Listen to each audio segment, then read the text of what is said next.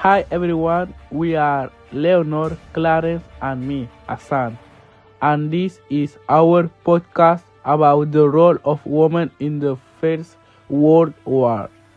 Before starting, we thank you for listening to our podcast as we discuss a very delicate, serious, and interesting topic.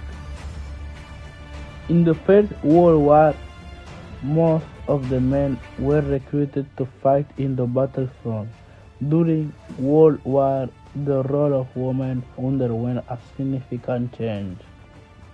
The war created new job opportunities and responsibilities for women who were previously excluded from certain areas.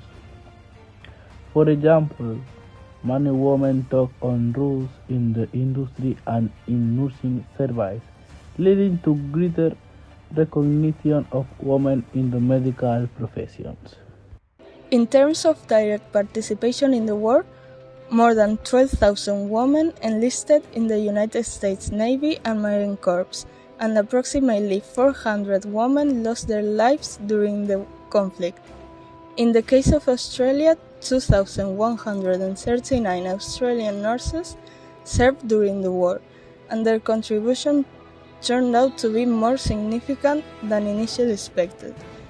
Furthermore, the Russian provisional government was the only belligerent to send a significant number of women into combat in 1917, with the formation of the Women's Battalion that participated in the war.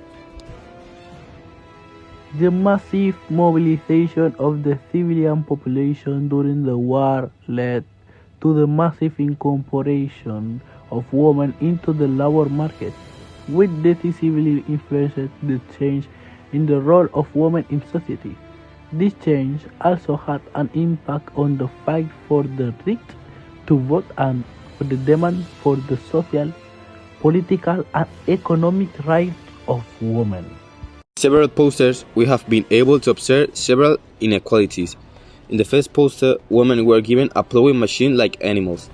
The state was interested because they needed money to subscribe to the loan, which means that women worked day and night because their husbands were at war and they had to contribute in any way. In the second poster, the women are working day and night in a factory and are raising money to buy supplies. The government didn't provide equality. It was only interested in women because they were not very well off. So they sent them to work like animals so that later, with their own money, they earned that they could subscribe to the victory permit. This information is taken from the story document. But the men, the poster, used to come out as the heroes, as if all the soldiers were strong and capable of going to war, when there were men who were incapacitated and there were women who could perfectly do jobs that men do. This information is taken from propaganda posters. Suffragism was a movement of recognition of the woman's right to vote.